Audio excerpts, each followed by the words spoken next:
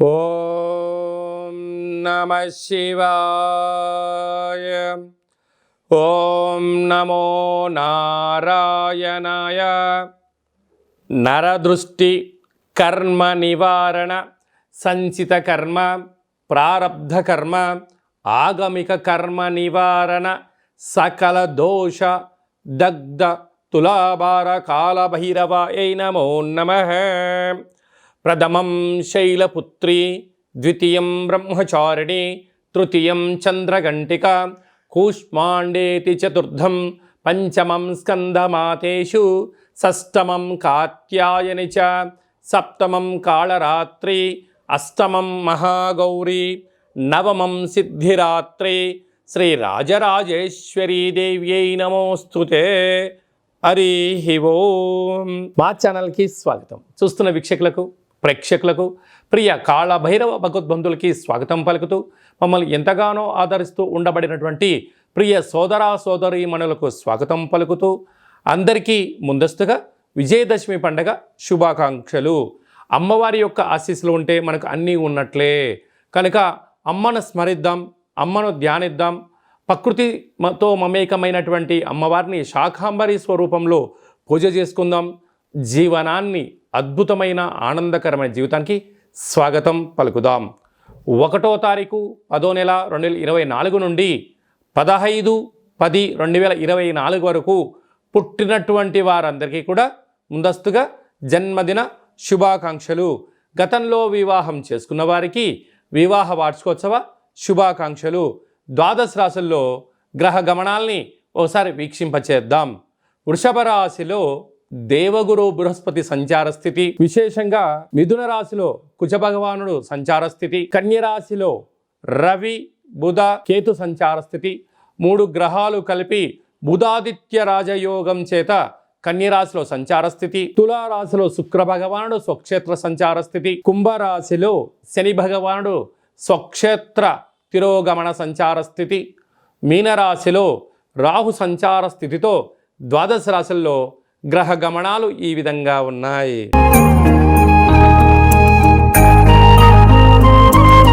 మిథున రాశి వారు మహాలయాల అమావాస్య సందర్భంగా ఎలాంటి విధులను పాటించాలో ఈ వీడియోలో సవివరంగా సంపూర్ణంగా తెలుసుకుందాం.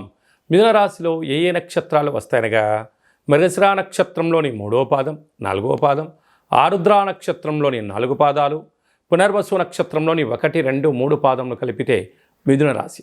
చాలామందికి పుట్టినటువంటి కాల సమయంలో డేటా బర్త్లో లేనటువంటి కారణం వలన పేరు యొక్క మొదటి అక్షరాన్ని అనుసరిస్తూ రాశిని తెలుసుకునే ప్రయత్నం చేద్దాం. కా, కీ, కు, ఖం, అజ్ఞ, చ, కే, కో, హ అక్షరాల వారందరూ కూడా మిథున రాశి జాతకులే.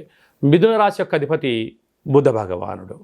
మిథున రాశి వారికి ఈ మహాలయాల అమావాస్య రోజున, అందులో బుధవారం రావడం, అక్కడ ఉత్తరా నక్షత్రం హస్తా నక్షత్రం రోజు అమావాస్య రావడం వలన గతించినటువంటి పెద్దవారందరికీ వారి పేరు స్మరించుకొని యథాశక్తిగా నవధాన్యాలతో కూడినటువంటి పదార్థాలను ఏర్పాటు చేయడము, అంటే మనం ఏదైతే పితృదేవతలకు ఇష్టమైనటువంటి ఆహారాన్ని ఏర్పాటు చేసుకొని ఆకుపచ్చ రంగు కలిగినటువంటి వస్త్రాలను బ్రాహ్మణులకు దానం ఇవ్వడం కానీ, లేకపోతే కాకులకు అలాంటి పదార్థాలను వండి పెట్టడం వలన సకల దోషాలు తొలగిపోతాయని చెప్పి గమనించాలి. లేకపోతే ఒక దోషడంతా పెసరపప్పును కానీ పెసరను తీసుకొని నమస్కారం చేసుకొని గోమాతకు ఆహారాన్ని ఏర్పాటు చేయడం వలన పితృదేవత యొక్క ఆశీస్సులు మిథున రాశి వారికి శ్రీరామ రక్ష అని చెప్పి గమనించాలి. రాశిలోనే కుజ భగవానుడు అర్ధాస్తమ రవి బుధ కేతు సంచార స్థితి ప్రభావ స్థితి ఉండడం వలన కొద్దిపాటి స్వల్పమైనటువంటి అంతర్గత శత్రువులు పొంచి ఉన్నారు. మౌనం, ధ్యానం, ఏకాగ్రత, ప్రశాంతమైన వాతావరణాన్ని ఏర్పాటు చేసుకోవడం, వీలైనంత వరకు మీ మనసుతో మీరు మాట్లాడే ప్రయత్నం చేయండి. అన్నింటా మీ మనసు మీకు సమాధానం చెప్పే పరిస్థితి ఉంటుంది.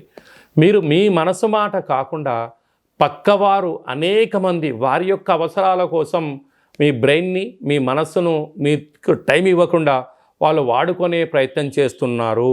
కనుక ఇలాంటి కాల సమయంలో ఏకాగ్రత, ఏకాంతంగా ఉండడం, ప్రశాంతంగా ఉండడం, మౌనం, ధ్యానం, ఆసనం వేయడం వలన మీ మనస్సు ప్రశాంతత కలిగి మీరు అనుకుంటున్న అన్ని పనులలో విజయం ఎక్కడ ఉంటుంది, విజయానికి ఎందుకు ఇబ్బందులు కలుగుతున్నాయి, వాటిని ఎలా అధిగమించాలో మీ బ్రెయిన్, మీ మనస్సు మీకు తెలియజేస్తుంది. అదే మీ విజయానికి తొలిమెట్టు అని చెప్పి గమనించాలి. అదే కాకుండా భాగ్యస్థానంలో శని భగవానుడు సంచారం చేయడం వలన ప్రేమికుల మధ్య సయోధ్య, భార్యాభర్తల మధ్య అన్యూన్యత, నూతన కార్యక్రమాలు ప్రారంభించడంలో విజయం మిథున రాశి వారి సొంతం కాబోతుంది. రాజ్యస్థానంలో రాహు సంచారం చేయడం వలన కష్టపడి పనిచేయడం మిథున రాశి వారి సొంతం కనుక ప్రమోషన్స్, ట్రాన్స్ఫర్సు, నూతనమైన పెట్టుబడులు, వ్యాపార ఆకర్షణలో విజయం మీ సొంతమవుతుంది. వ్యయంలో దేవగురు బృహస్పతి సంచారం చేయడం వల్ల కొద్దిపాటి ఖర్చులు అధికమయ్యే పరిస్థితి ఉంటుంది. ఖర్చులను నివారించండి. ఆధ్యాత్మికంగా ఉండగలిగితే మంచి స్థితి.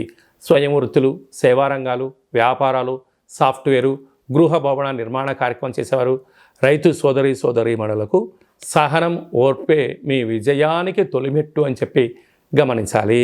అక్టోబర్ మాసంలో ముఖ్యమైనటువంటి పండుగల గురించి క్లుప్తంగా, సవివరంగా, సంపూర్ణంగా తెలుసుకుందాం. 2వ తారీఖు 10వ నెల 2024 భాద్రపద మాస కృష్ణపక్ష అమావాస్య బుధవారము. సాక్షాత్తుగా హరిహరసుతుడైనటువంటి అయ్యప్ప స్వామి వారి యొక్క జన్మ నక్షత్రము, విఘ్నేశ్వర స్వామి యొక్క జన్మ నక్షత్రము కారణం చేత అదే కాకుండా మహాలయాల అమావాస్య అంటారు. అంటే మనకు బహుళపక్షము ప్రారంభం అయినప్పటి నుండి అమావాస్య వరకు గతంలో గతించినటువంటి మన పెద్దలు వారు ఏ తిథి రోజైతే పరమపదింపజేశారో, లేకుంటే ఏ రోజైతే పరమపదింపజేశారో మనము ఆ రోజును గుర్తుపెట్టుకొని వారికి స్వయంపాక కార్యక్రమాలను, మన సనాతన సాంప్రదాయము, మన ఆచార వ్యవహారాలు, ప్రాంతాలను బట్టి వాళ్ళను పెద్దవాళ్ళను తృప్తిపరచడం కోసం ఏమే కార్యక్రమాలు చేస్తామో చేయాలి. అలా పరిసర ప్రభావం చేత కుదరలేనటువంటి వారందరికీ ఈ యొక్క అమావాస్య తిథి యందున తప్పకుండా ఆ గతించిన వారిని స్మరించుకొని వారి ఆత్మ తృప్తి కోసమే ఏదైతే కార్యక్రమాలు చేస్తామో మనకు వారి యొక్క ఆశీస్సులు ఉంటాయి. అలాగనే బ్రాహ్మణుడికి కానీ స్వయంపాకం దానం ఇవ్వడము, గోమాతకు పచ్చడి గడ్డిని, తౌడు లాంటివి ఏర్పాటు చేయడము, పక్షులకు అనగా కాకులకు ప్రత్యేకంగా అన్నం వండి వాళ్ళ పేరు మీద ఏర్పాటు చేయడము, బీదలకు ఆహారాన్ని ఏర్పాటు చేయడము, శునకపు మహారాజులకు అనగా కుక్కలకు దానం చేయడం వలన గతించిన వారు ఆ రూపంలో వచ్చి వారు స్వీకరించి మనల్ని ఆశీర్వదించి వెళ్తారు అనేటువంటిది సనాతన ధర్మం చెప్తుంది. కనుక మనం అందరము కూడా గతించిన వారిని స్మరిద్దాం, వారి యొక్క ఆశీస్సులు పొందుదాం. అలా కుదరలేదు అనుకుంటున్న వారందరూ ఈ కింది నెంబర్ సంప్రదించినట్లయితే మీ యొక్క పెద్దవారి యొక్క గోత్రనామాలను పంపించినట్లయితే మన యొక్క కాళభైరవ స్వామి యొక్క దేవాలయంలో ఏర్పాటు చేయడం జరుగుతుంది. కనుక మీ ఈ కార్యక్రమం అంతా కూడా మీకు వాట్సాప్ కాల్, వీడియో కాల్ ద్వారా చూపించడం జరుగుతుందని చెప్పి గమనించగలగాలి. ఇంకొంచెం శక్తి కలిగింది కాశీలో ఏర్పాటు చేయడం, ఇంకొంచెం వెసులుబాటు కలిగింది మనకు గోకర్ణ క్షేత్రంలో మహాదేవుడి యొక్క ఆత్మ శివలింగం అక్కడ ఉంటుంది.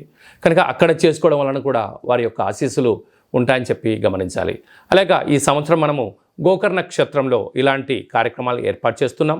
ఆసక్తి గలవారు ఈ కిందను సంప్రదించి గోకర్ణ క్షేత్రంలో స్వామివారి యొక్క ఆశీస్సులు పొందే ప్రయత్నం చేద్దాం. శివుడి యొక్క ఆశీస్సులు అంటే కైలాసం నుంచి తీసుకొచ్చినట్టు మహాలింగం అక్కడ ఉంది కనుక వారి అందరినీ కూడా శివైక్యం చెందిన వారందరినీ కూడా ఆ పరమేశ్వరుడి యొక్క ఆశీస్సుల కోసమే ప్రయత్నం చేద్దామని చెప్పి గమనించాలి. అలాగనే ఆశ్వీజ మాసం అంతను కూడా అంటే మనకు 2వ తారీఖు అమావాస్య అయిపోయింది. 3/10/2024 నుండి దుర్గా శరణవరాత్ర మహోత్సవ కార్యక్రమాలు ప్రారంభమవుతున్నాయి. అలాగనే 9వ తారీఖున షష్ఠి బుధవారము మూలా నక్షత్ర సందర్భంగా 3 సంవత్సరములు పడినటువంటి చిన్నపిల్లలకు మొట్టమొదటిసారిగా అక్షరాభ్యాసం చేయించాలి అనుకుంటున్న వారందరూ కూడా మహాసరస్వదేవి అలంకారం రోజున చిన్నపిల్లలకి అందరికీ కూడా అక్షరాభ్యాసం చేయించి వారిని పాఠశాలకు పంపించినట్లయితే సర్వత్రా అమ్మవారి యొక్క ఆశీస్సులు ఉంటాయని చెప్పి గమనించగలగాలి. అలాగనే 11వ తారీఖున అష్టమి, దుర్గాష్టమి, కాళాష్టమి అని చెప్పుకుంటాం. అనగా అష్టమి రోజున ఫ్యాక్టరీలు, కర్మాగారాలు, వాహనాలు, ఇళ్లకు, వ్యాపార సంస్థలకు మనము ఆయుధ పూజ చేసి ఒక గుమ్మడికాయను, నిమ్మకాయను ఛేదింపచేయడము, పెరగన్నాన్ని నైవేద్యంగా పెట్టుకోవడం వలన అమ్మవారి యొక్క ఆశీస్సులు పుష్కలంగా ఉంటాయని చెప్పి గమనించగలగాలి.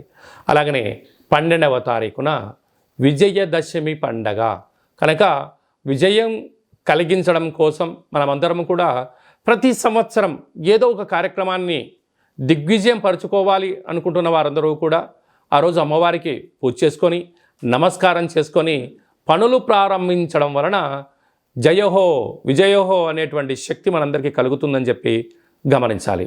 ఆ రోజు సాయం సంధ్యా కార్యక్రమంలో శమీ వృక్షపు పూజ చేసుకొని ఆ యొక్క బంగారాన్ని తీసుకొని వెళ్ళి అమ్మవారి దగ్గర పెట్టి పూజ చేసుకోవడం, తల్లిదండ్రులకు, గురువులకు, పెద్దలకు, సన్నిహితులకు ఇచ్చి వారి ఆశీర్వచనం తీసుకోవడం వలన మనకు సర్వత్రా ఆ అమ్మవారి యొక్క ఆశీస్సులు ఉంటాయని చెప్పి గమనించాలి. అప్పుడు ఈ మంత్రాన్ని ఉచ్చరింపచేయాలి. ఒక తెల్లటి పేపర్ పైన ఎరుపు పెన్ను చేత కానీ పసుపు రంగు పెన్నుతో కానీ ఈ యొక్క మంత్రాన్ని ఉచ్చరింపచేసి ఆ వృక్ష దేవత దగ్గర పెట్టి నమస్కారం చేసుకొని రావాలి. ఓం శమీ శమైతే పాపం శమి శత్రు వినాశనం అర్జునస్య ధనుర్ధారీ రామస్య ప్రియదర్శనం శ్రీ అపరాజితాదేవ్యై నమోస్తుతే అనేటువంటి మంత్రాన్ని 27 సార్లు ఉచ్చరింప చేసుకొని అక్కడ అమ్మవారి దగ్గర ప్రదక్షిణ చేసి నమస్కారం చేసుకోవడం వలన రాముడు ఎంతటి విజయాన్ని పొందాడో మనకు కూడా అలాంటి విజయాన్ని ప్రసాదించమని అమ్మవారిని కోరుకుందాం. కనుక ఈ అక్టోబర్ మాసంలో అమ్మవారి యొక్క ఆశీస్సుల కోసం కనీసం ఈ 9 శరన్నవరాత్రుల రోజుల ఆవాసం ఉండడం, భగవంతుడు అమ్మవారి యొక్క సేవలో ఉండడం, లలిత సహస్రనామ పారాయణ వినడం, ఏది మంత్రాన్నైనా ఒక మంత్రాన్ని సాధన చేయడం వలన మనకు అద్భుతమైనటువంటి ఆయుర్శక్తి కలుగుతుందని చెప్పి గమనించాలి. అలాగనే భార్యాభర్తలు తరచుగా గొడవ పడడం, ఎవరికి వారే యమునా తీరే అన్నట్టుగా ఉండడం, ఒకరు చెప్తే మరొకరు వినకపోవడం, పెద్ద మనుషులని పంచాయతీ అని విడివిడిగా ఉండడం, అలాగనే నిత్యము పోలీస్ స్టేషన్లు కోర్టు సమస్యలతో బాధపడుతున్నారా? మీరు ఒక్కసారి భార్యాభర్తల యొక్క జాతకాన్ని ఒక్కసారి పంపించినట్లయితే చిన్న చిన్న అడ్డంకులను తొలగించుకునే ప్రయత్నం చేసుకొని పార్వతీ పరమేశ్వరులు ఎలా కలిసి ఉంటున్నారో అలా కలిసి ఉండేటువంటి సలహాలు సూచనలు ఇవ్వడం జరుగుతుందని చెప్పి గమనించాలి. అందరికీ శుభం, జయం, లాభం జరగాలని కోరుకుంటూ ఆశీర్వచనం. ఓం శతమానం భవతి శతాయు పురుష సతేంద్రియ ఆయుష్యేవేంద్రియే ప్రతిష్టతి ధనం ధాన్యం బహుపుత్రలాభం శత సంవత్సరం దీర్ఘమాయు సర్వే జనా సుఖినో భవంతు లోకా సమస్తా సుఖినో భవంతు. సర్వం శరన్నవరాత్ర దేవత అర్పణమస్తు. హరి ఓం. ఈ వీడియో మీకు నచ్చినట్టయితే లైక్ చేయండి, షేర్ చేయండి, మా యొక్క ఛానల్ని సబ్స్క్రైబ్ చేసుకోండి. అందరికన్నా ముందుగా మీ వ్యక్తిగత జాతకం తెలుసుకోవాలనుకుంటున్నారా? అందరికన్నా ఆధ్యాత్మికమైన సలహాలు ముందస్తుగా మీరే వినాలనుకుంటున్నారా? అయితే పైన ఆల్ అనే బటన్ను తెలియచేయండి. అలాగనే గంట సింబల్ కూడా ప్రెస్ చేయండి. ఈ ఆధ్యాత్మిక భక్తి సమాచారాన్ని భగవద్బంధువులకు, మిత్రులకు, స్నేహితులకు మీరు ఎవరి క్షేమాన్ని కోరుకుంటున్నారో లేకుంటే మీ క్షేమాన్ని ఎవరైతే కోరుకుంటున్నారో వారికి కూడా ఈ వీడియోను ఫార్వర్డ్ చేసి భగవంతుడి యొక్క ఆశీస్సులు పొందగలరు.